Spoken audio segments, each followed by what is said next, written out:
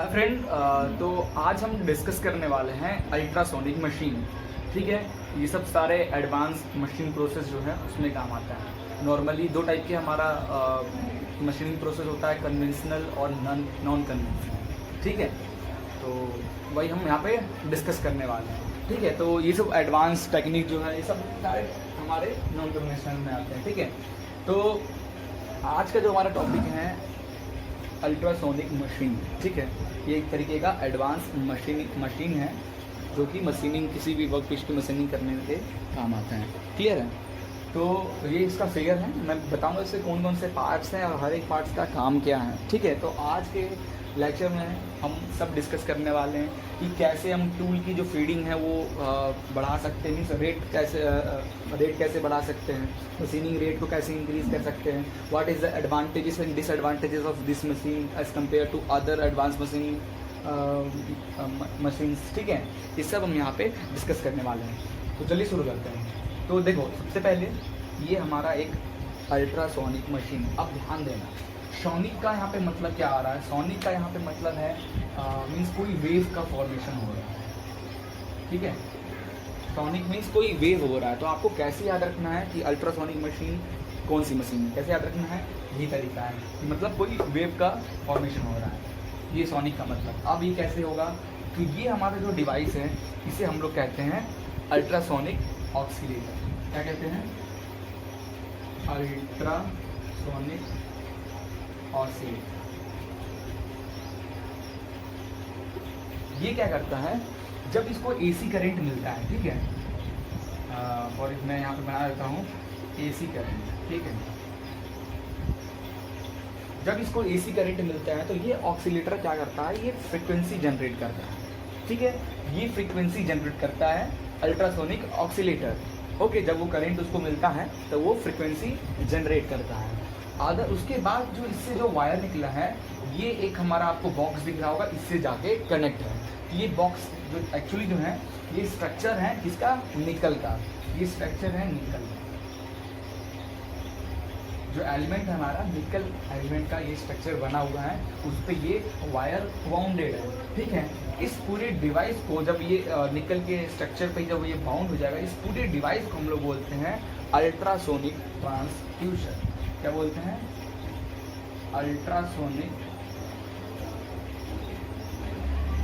Transducer.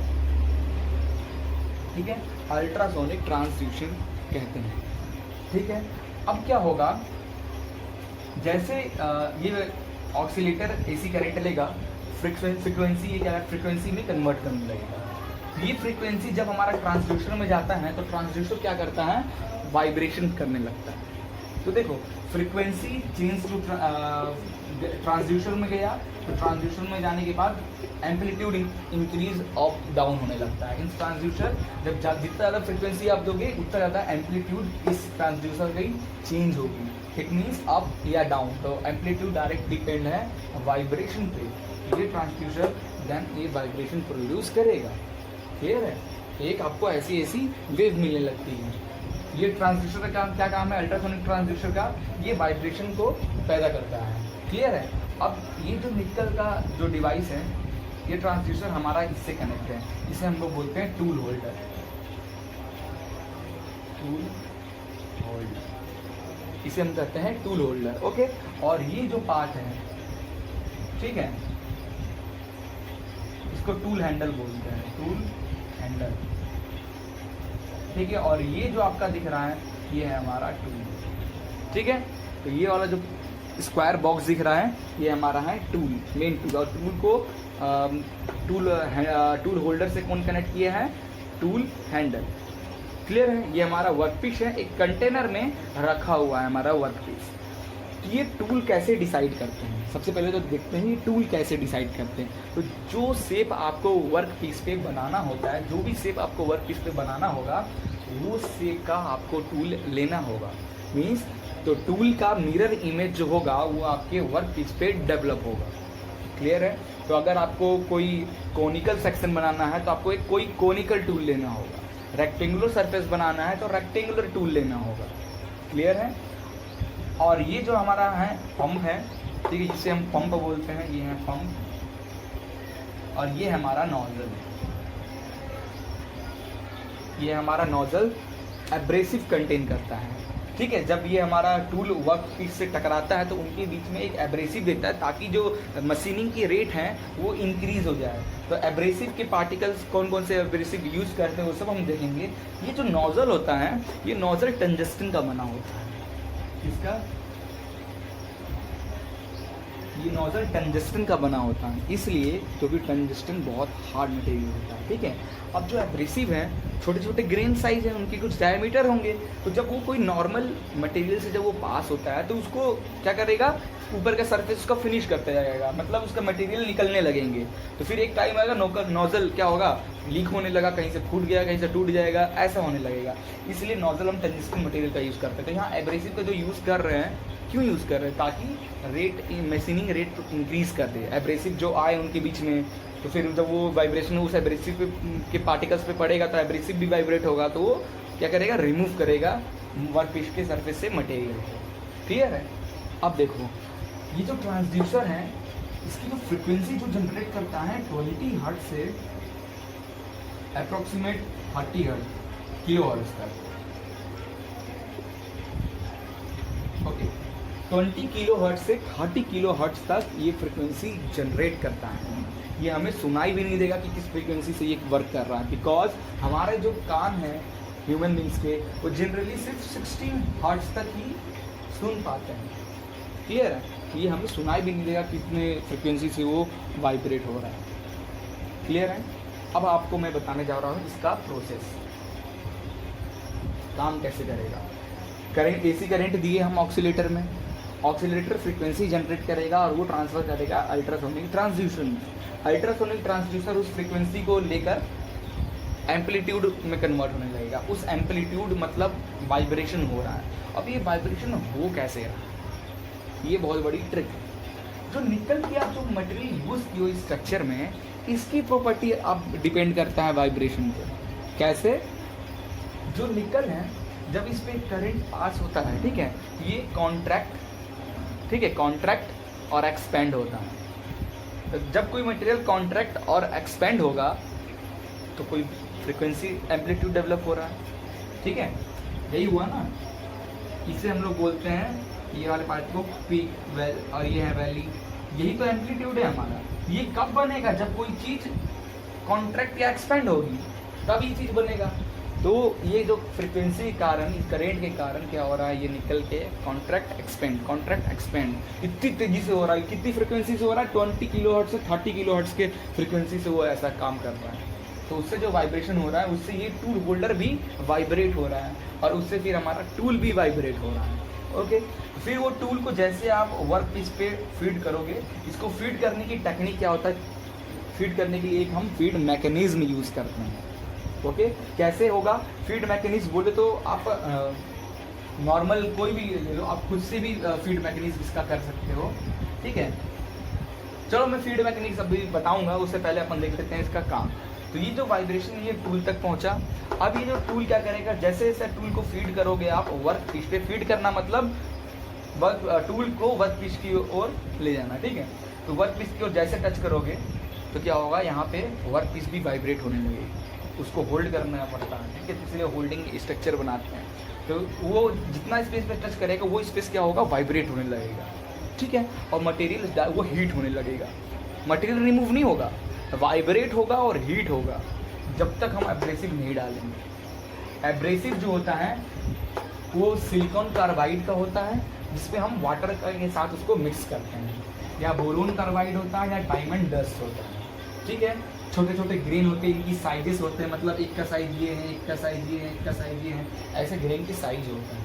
वो depend करता है कितनी तेज़ी से वो निकालेगा। जितनी छोटी ग्रेन होगी उतना फाइन, कम से कम मटेरियल निकलेगा, जितनी बड़ी ग्रेन होगी उतनी तेज़ी से मटेरियल निकलेगा।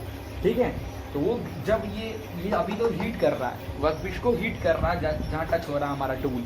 अब जब एब्रेसिव मटेरियल जब उसके बीच में जाता है तो उसके जो डायज हैं उनके बीच में आएगा, तो वो क्या करेगा, वो हीट वाले मटेरियल को, क्योंकि एब्रेसिव मटेरियल ये नोजल के थ्रू हाई प्रेशर से, हाई काइनेटिक वेलोसिटी से हम उस पर पुट कर रहे हैं, तो वो क्या करेगा, वो आएगा ऐसे और टकराएगा, वाइब्रेशन के बीच में डायमीटर के अकॉर्डिंग वो मटेरियल निकाल के बाहर चला जाएगा और ये कंटेनर में इकट्ठा होने लगेगा। ठीक है।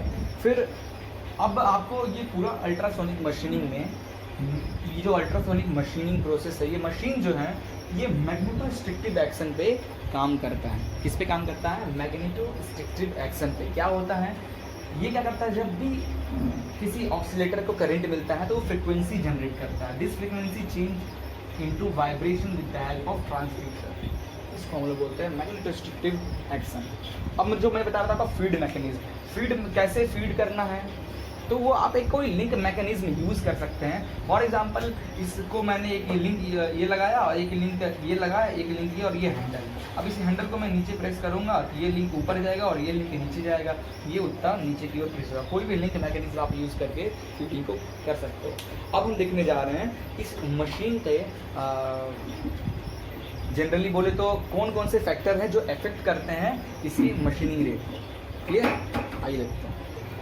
ओके, तो guys, factor which affect the machining rate of ultrasonic machine. तो जनरली ये 4 टाइप के फैक्टर हैं जो अफेक्ट करते हैं हमारे मशीनिंग रेट को। ठीक है, मतलब किस रेट से हमारा वर्क पीस में ये जो हम बनाना चाह रहे हैं वो बन जाए। ठीक है, ये 4 हैं। सबसे पहला है effect of amplitude and frequency. Amplitude और फ्रिक्वेंसी का क्या इफेक्ट पड़ता है मशीनिंग रेट पे? तो बहुत सारे लोग ने इसके रिसर्च में बहुत अलग अलग बातें कही हैं। किसी ने कहा है ये डिपेंड करता है कंसंट्रेशन पे। ठीक है, आपका जो एब्रेसिव का जो कंसंट्रेशन है वाटर के साथ, मीन्स अगर आप एब्रेसिव को वाटर से मिक्स करके डाल रहे हो तो उसमें क्या होगा कि 30 से 40% एब्रेसिव होगा और 60% आपका वाटर होगा। ठीक है, तो वो डिपेंड करता है। ठीक है, कुछ लोग कहते हैं कि जो मटेरियल रिमूवल रेट है वो एम्पलीट्यूड मीन्स बोले तो rate of machining is equal to amplitude का स्क्वायर। कि एम्पलीट्यूड को स्क्वायर होता है रेट ऑफ मशीनिंग। कोई लोग कहता है कि rate of removal of material होता है एम्पलीट्यूड का 3/4। ठीक है, तो ये सब कहते हैं। ठीक है, बट जनरली क्या होता है कि फ्रिक्वेंसी आप इंक्रीज जैसे जैसे आप करोगे तो आपका एम्पलीट्यूड भी इंक्रीज होगा। क्लियर है? डिपेंड करता है हमारा डायरेक्ट मटेरियल के रिमूवल रेट पे। क्लियर है? सेकेंड है इफेक्ट ऑफ ग्रेन डायामीटर। तो स्टार्टिंग में मैंने आपको बताया था कि जो ग्रेन की डायामीटर होती है अलग अलग ग्रेन का, किसी का डायामीटर इतना होता है, किसी का इतना होता है, किसी का इतना होता है, किसी का इतना होता है। तो जैसे जैसे डायामीटर, अगर आपको वो जो मेटल को घिसने वाला जो पेपर होता है आप बोलते हैं उसको, ठीक है, तो उसमें आप देखोगे 120, 130, 60 ऐसे साइज आते हैं, उसके नंबर रहते हैं।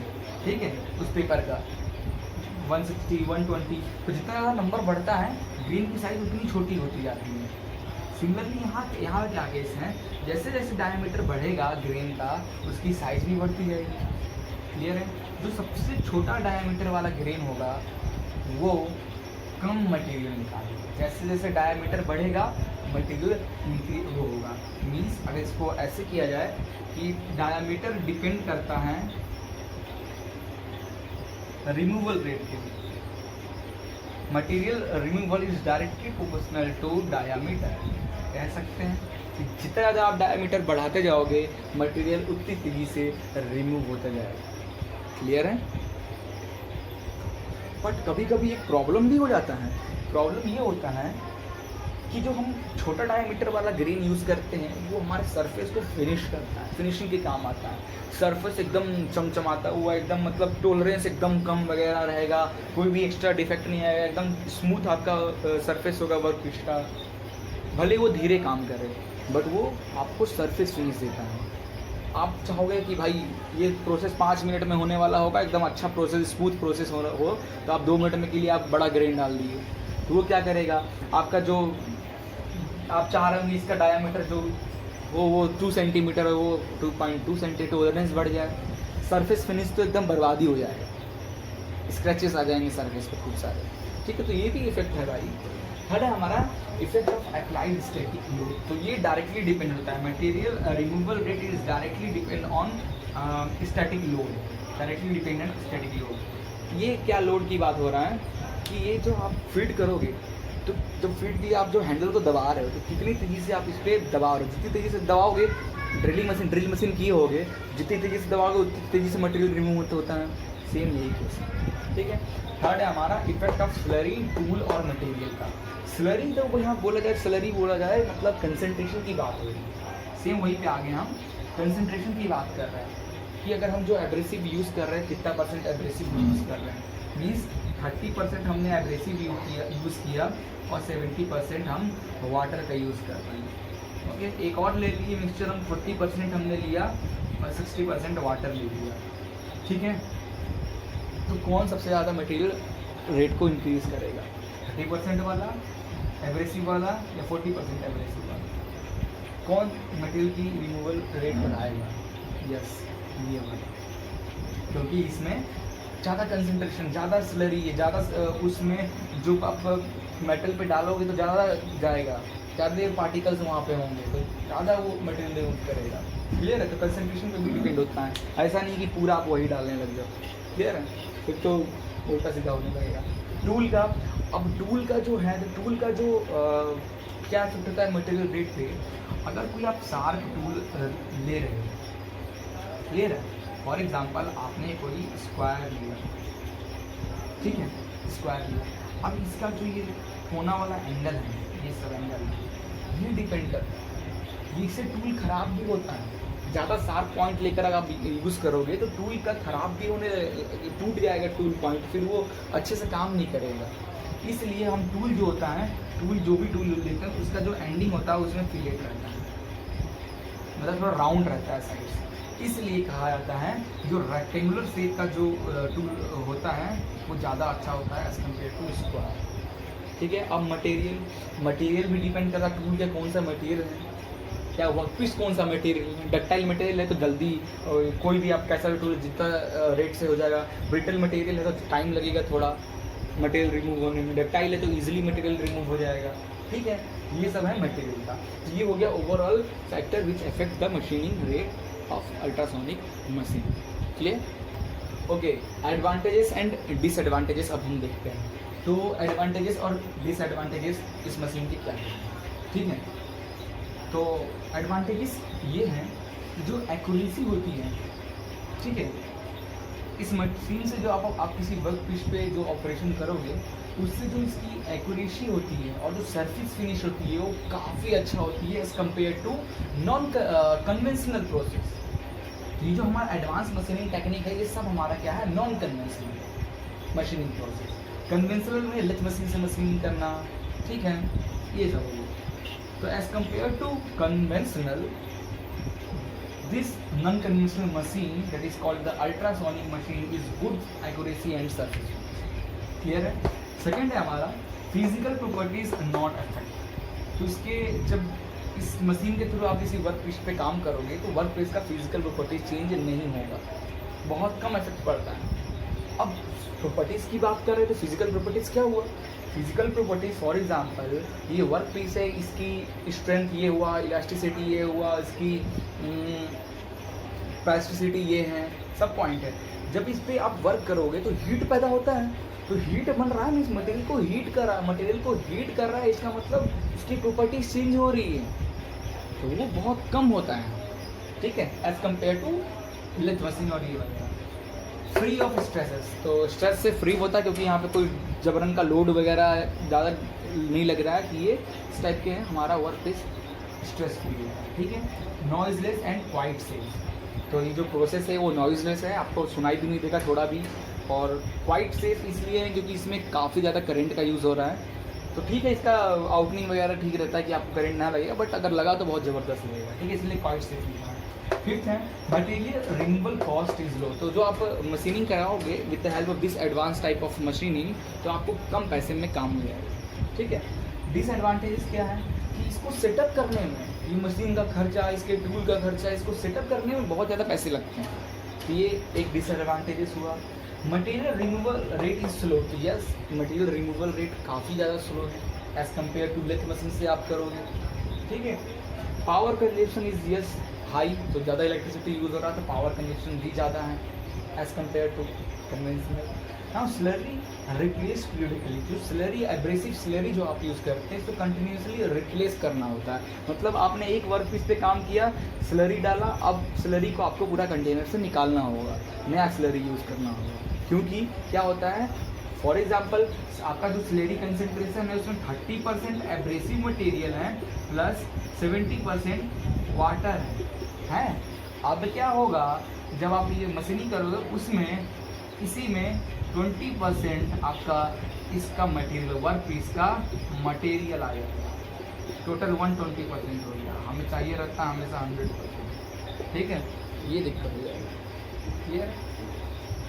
तो ये था हमारा एडवांटेजेस और डिसएडवांटेजेस इस मशीन का। कहाँ यूज़ करते हैं, तो ड्रिलिंग के लिए यूज़ करते हैं, मशीनिंग, ड्रिलिंग, ग्राइंडिंग के लिए यूज़ करते हैं, ठीक है, काफ़ी जगह ये मशीन का हम यूज़ करते हैं। तो आई थिंक आपको ये लेक्चर पसंद आया होगा। फिर भी अगर कोई दिक्कत हो तो कमेंट सेक्शन में आप बताना, और फिर हमारे चैनल को लाइक करें, सब्सक्राइब करें, अपने फ्रेंड्स के साथ शेयर करें।